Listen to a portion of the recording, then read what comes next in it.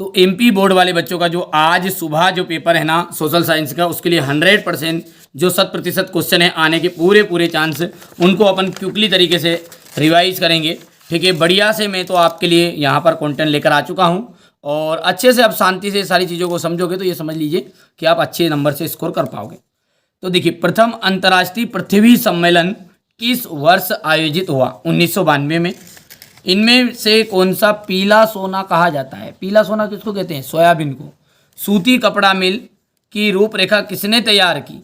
Richard Arkwright ने। भारत में मुद्रण कला का जो आगमन है कब हुआ? भारत में मुद्रण कला का जो आगमन हुआ था वो 1556 में हुआ था। शिक्षा किस सूची के अंतर्गत आती है? राज्य सूची, संघ सूची, संवर्ती सूची की इनमें से कोई नहीं, तो संवर्ती सूची के अंतर्गत आती है शिक्षा। द्विदलीय शासन व्यवस्था है, तो द्विदलीय शासन व्यवस्था क्या है? अमेरिका की जो शासन व्यवस्था है ना वो है द्विदलीय शासन व्यवस्था। यहाँ से हमारे इंग्लिश मीडियम वाले बच्चे जल्दी से फटाफट स्क्रीनशॉट लेंगे क्योंकि समय कम है और मैं नहीं चाहता कि ज़्यादा आपका समय बर्बाद हो, इसलिए सारी चीज़ें मैं कम से कम समय में आपको प्रोवाइड करने की कोशिश कर रहा हूँ। यदि हम बात करें अगले की, तो यहाँ पर आपका जो ठीक है अगला आएगा वो है हमारा यहाँ पर 31 स्थान। देखिए, भारत देश के क्षेत्रफल का लगभग 43% मैदान ही है और 29 जो प्रतिशत है वो पर्वतीय क्षेत्र है और 28% है पठारी क्षेत्र। याद रहेगा। सरदार सरोवर बांध जो ये कहाँ पर है? गुजरात में है। सरदार सरोवर बांध क्या है? गुजरात में है। अफ्रीका के पूर्व में हिंद महासागर स्थित है। कौन सा महासागर स्थित है? हिंद महासागर स्थित है।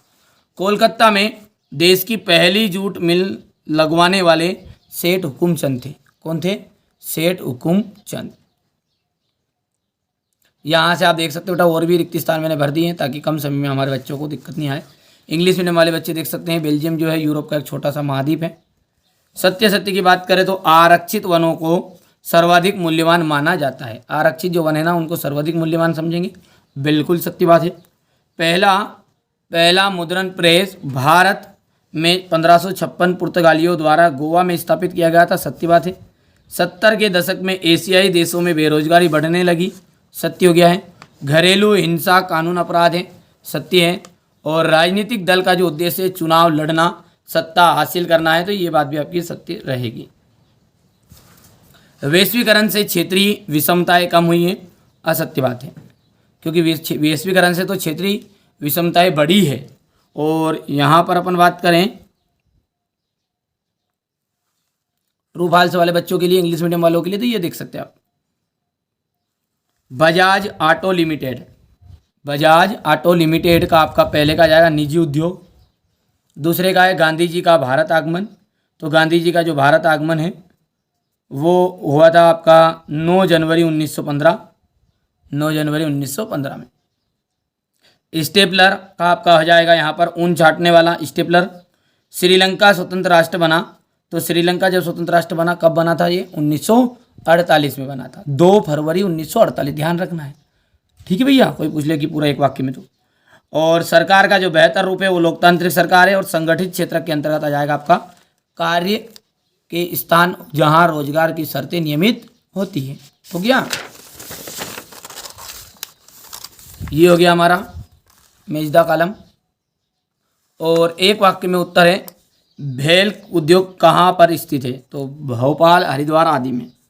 साइमन जो कमीशन है भारत कब आया था? 3 फरवरी 1928 में आया था। ठीक है भैया।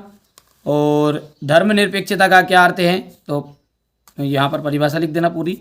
और अर्थव्यवस्था को कितने क्षेत्रकों में बांटा गया? तो 3, प्राथमिक, द्वितीयक और तृतीयक।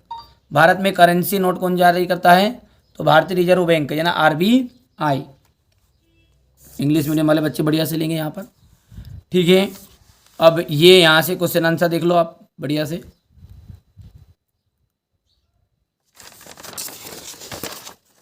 ये क्वेश्चन नंबर 8 हो गया। कार्नला 19वीं सदी के मध्य तक बहुतायत मजदूरों की जिंदगी कैसी थी? प्रथम विश्व युद्ध के समय भारत का औद्योगिक उत्पादन क्यों बढ़ा? मुद्रण की पहली तकनीक कहाँ और कैसे? त्रिपिटिका कोरियाना क्या? राजनीतिक दल से क्या से? क्षेत्रीय दल और राष्ट्रीय दल में अंतर? बाहर लोकतंत्र में नागरिकों की भूमिका को संक्षेप में समझाना है। ठीक है बेटा, क्वेश्चन आंसर की मेरी जवाबदारी 6 से 23 तक की।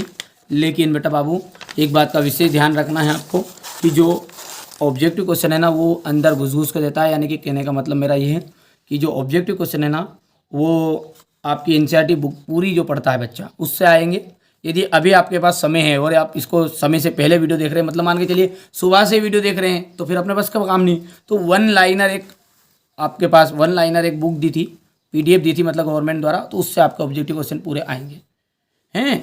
और बाकी मैंने कोशिश की है मेरी तरफ से कि आपको अच्छे नंबर मिले। मैंने ये नहीं कहा कि भैया ये इसी में से 100% ऑब्जेक्टिव क्वेश्चन पूरे आएंगे, क्योंकि मैं नहीं चाहता मेरे साथ जो बच्चे जुड़े हुए हैं उनका नंबर कम आए, इसलिए आप आपकी तरफ से भी ऑब्जेक्टिव क्वेश्चन की बात कर रहा हूँ मैं, किनकी, ऑब्जेक्टिव क्वेश्चन की, तो उनको पढ़ना है। बाकी मैंने सारे लॉन्ग वीडियो में आपको अर्धवार्षिक, ठीक है, आपका अर्धवार्षिक और प्री बोर्ड और मॉडल पेपर जो गवर्नमेंट द्वारा जारी है उसको दे दिया है ना।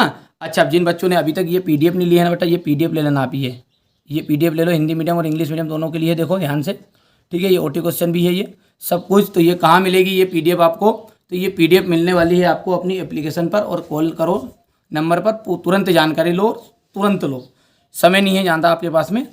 तो चलिए मिलते हैं अगले वीडियो में।